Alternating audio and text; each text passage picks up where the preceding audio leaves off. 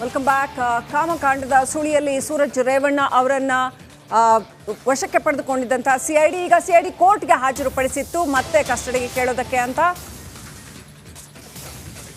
ಸೂರಜ್ ರೇವಣ್ಣ ಅವರನ್ನ ಸಿಐಡಿ ಕೋರ್ಟ್ಗೆ ಎಸಿಎಂಎಂ ಕೋರ್ಟ್ಗೆ ಹಾಜರುಪಡಿಸಲಾಗಿದೆ.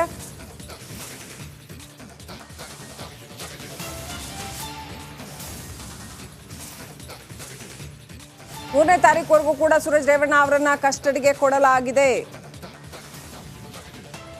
ಅಸಹಜ ಲೈಂಗಿಕ ದೌರ್ಜನ್ಯ ಪ್ರಕರಣದಲ್ಲಿ ಮತ್ತೆ ಸೂರಜ್ ರೇವಣ್ಣ ಅವರ ಪೊಲೀಸ್ ಕಸ್ಟಡಿಯನ್ನ ವಿಸ್ತರಣೆ ಮಾಡಲಾಗಿದೆ. ಮತ್ತೆ 2 ದಿನ ಪೊಲೀಸ್ ಕಸ್ಟಡಿಗೆ ಕೊಡಲಾಗಿದೆ.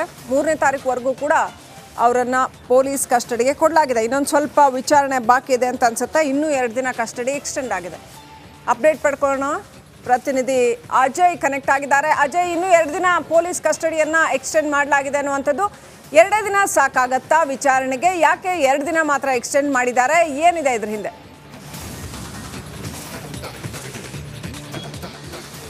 ಖಂಡಿತವಾಗ್ಲೂ ಶ್ರೀಲಕ್ಷ್ಮಿ, ಏನಂದರೆ ಈಗಾಗಲೇ 7 ದಿನಗಳ ಕಾಲ ಕಸ್ಟಡಿಯನ್ನು ಅಂದರೆ ಪೊಲೀಸ್ ಕಸ್ಟಡಿಯಲ್ಲಿ ಸೂರಜ್ ರೇವಣ್ಣ ಅವರು ಕೂಡ ಇದ್ದರು. ಅಂದರೆ ಅದರಲ್ಲೂ ಕೂಡ ಸಾಕಷ್ಟು ಏನು ಬೇಕಾದಂಥ ವಿಚಾರಗಳನ್ನ ಮತ್ತು ಎವಿಡೆನ್ಸ್ಗಳನ್ನ ಈಗಾಗಲೇ CID ಅಧಿಕಾರಿಗಳು ಪಡ್ಕೊಂಡಿರುವಂಥದ್ದು. ಆದರೆ ಈ 2 ದಿನದಲ್ಲಿ ಬಹುತೇಕವಾಗಿ ಏನು ಹಾಸನ್ಗೋಗಿ ಏನು ಅವರ ಫಾರ್ಮ್ ಹೌಸ್ ಏನಿದೆ ಅಲ್ಲಿ ಮಹಾಜರ್ ಮಾಡುವಂಥ ಎಲ್ಲ ಸಾಧ್ಯತೆಗಳು ಕೂಡ ದಟ್ಟವಾಗಿರುವಂಥದ್ದು. ಈ ಒಂದು ಕಾರಣಕ್ಕೆ 4 ದಿನ ಕಸ್ಟಡಿಗೆ ಬೇಕು ಅಂತ ಕೇಳಿದರು. ಆದರೆ ನ್ಯಾಯಾಧೀಶರು 4 ದಿನ ಬೇಡ ಅಂಥೇಳಿ, ಅಂದರೆ ನಾಳೆಲ್ಲ ನಾಡಿದ್ದವರೆಗೂ ಅಂದರೆ ಬುಧವಾರವರೆಗೂ ಈಗಾಗಲೇ ಕಸ್ಟಡಿಗೆ ನೀಡಿ ಆದೇಶವನ್ನು ಕೂಡ ಕೊಟ್ಟಿರುವಂಥದ್ದು. ಬಹುತೇಕವಾಗಿ ಈಗಾಗಲೇ ಹೇರ್ ಸ್ಯಾಂಪಲ್ಸ್ ಆಗಿರ್ಬೋದು, ಬ್ಲಡ್ ಸ್ಯಾಂಪಲ್ಸ್ ಆಗಿರ್ಬೋದು, ಇವೆಲ್ಲವನ್ನು ಕೂಡ ಖುದ್ದು ನ್ಯಾಯಾಧೀಶರ ಮುಂದೆನೇ ಏನು ಆ ಟೆಸ್ಟ್ಗೆ ಕೂಡ ಕಳಿಸಲಾಗಿತ್ತು ಕಳೆದ ಒಂದು 3 ದಿನಗಳ ಹಿಂದೆ. ಆ ಎಲ್ಲ ಟೆಸ್ಟು ಕೂಡ ಕಂಪ್ಲೀಟ್ ಆಗಿರುವಂಥದ್ದು. ಆದರೆ ಹೊಳೆ ನರಸೀಪುರದಲ್ಲಿರುವಂಥ ಫಾರ್ಮ್ ಹೌಸ್ ಏನಿದೆ ಅಲ್ಲಿ ಮಹಾಜರ್ ಮಾಡುವಂಥದ್ದು ಬಹುತೇಕ ಬಾಕಿ ಇರುವಂಥದ್ದು.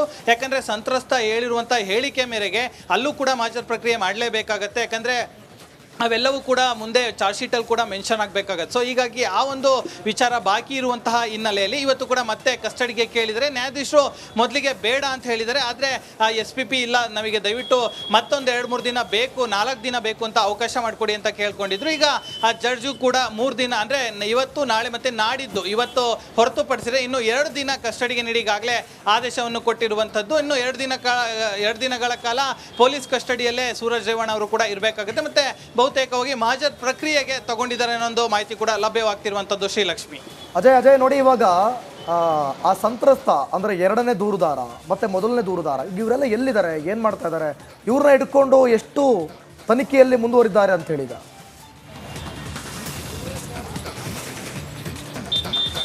ಖಂಡಿತವಾಗ್ಲೂ, ಯಾಕಂದರೆ ಈಗಾಗಲೇ ನಾನು ಮೊದಲೇ ಹೇಳಿದೆ, ಮೊನ್ನೆ ಏನು ಹೇರ್ ಸ್ಯಾಂಪಲ್ಸ್ ಆಗಿರ್ಬೋದು ಮತ್ತು ಬ್ಲಡ್ ಸ್ಯಾಂಪಲ್ಸ್ ಆಗಿರ್ಬೋದು ಅದನ್ನು ನ್ಯಾಯಾಧೀಶರ ಮುಂದೆನೇ ತಗೊಳ್ಳುವಂಥ ಕೆಲಸ ಆಗಿತ್ತು. ಆ ಸಂದರ್ಭದಲ್ಲೂ ಕೂಡ ಸಂತ್ರಸ್ತ ಕೂಡ ಬಂದಿದ್ದ. ಅಲ್ಲೂ ಕೂಡ ನ್ಯಾಯಾಧೀಶರ ಮುಂದೆ ಕೂಡ ಹೇಳಿಕೆಯನ್ನು ಕೂಡ ಅವರು ಕೂಡ ಕೊಟ್ಟಿದ್ದಾರಂಥದ್ದು. ಜೊತೆಗೆ CID ಅಧಿಕಾರಿಗಳು ಕೂಡ ಅವರನ್ನು ಏನು ಯಾವಾಗಿಂದ ಈ ಒಂದು ಇಂಟ್ರಾಗೇಷನ್ ಸ್ಟಾರ್ಟ್ ಆಗಿದೆಯೋ ಅಲ್ಲಿಂದನೂ ಕೂಡ ಆತನಿಂದ ಯಾವ್ಯಾವ ರೀತಿಯಾದಂಥ ಮಾಹಿತಿ ಬೇಕು ಅಂತಲೂ ಕೂಡ ಈಗಾಗಲೇ ಪಡೆದುಕೊಳ್ತಾ ಇರುವಂಥದ್ದು. ಯಾಕಂದರೆ ಸಂತ್ರಸ್ತ ಮೊದಲನೇ ಸಂತ್ರಸ್ತ ಈಗ ಏನು CID ಕಚೇರಿಯಲ್ಲಿ ಇರುವಂಥದ್ದು. ಆತ ಯಾವಾಗಿಂದ ಇವನಿಗೆ ಲಿಂಕ್ ಆಯಿತು, ಯಾವಾಗಿಂದ ಪರಿಚಯ ಆಯಿತು ಅಂದರೆ FIR ಅಲ್ಲಿ ಮೆನ್ಷನ್ ಆಗಿರುವಂಥದ್ದು ಏನಂದರೆ ಎಲೆಕ್ಷನ್ ಟೈಮಲ್ಲಿ ಪರಿಚಯ ಆಯಿತು, ಆ ನಂತರ ಕೆಲಸ ಕೊಡಿಸ್ತೀನಿ ಅಂತ ಹೇಳಿ ಕರ್ಕೊಂಡೋದ್ರು, ಆ ನಂತರ ನನಗೆ ಬೇರೆ ರೀತಿಯಾಗಿ ಲೈಂಗಿಕ ಕ್ರಿಯೆಯನ್ನು ಮಾಡಿದ್ರು ಅಂತ ಹೇಳಿ ಅವರೊಂದು ಏನು FIR ಅಲ್ಲಿ ಕೂಡ ಮೆನ್ಷನ್ ಮಾಡಿರುವಂಥದ್ದು. ಇನ್ನು ಖುದ್ದು CID ಅಧಿಕಾರಿಗಳ ಕೂಡ ಮುಂದೆ ಕೂಡ ಹೇಳಿರುವಂಥದ್ದು. ಶ್ರೀಲಕ್ಷ್ಮಿ, ಥ್ಯಾಂಕ್ ಯು ಅಜಯ್ ನಿಮ್ಮೆಲ್ಲ ಮಾಹಿತಿಗಾಗಿ.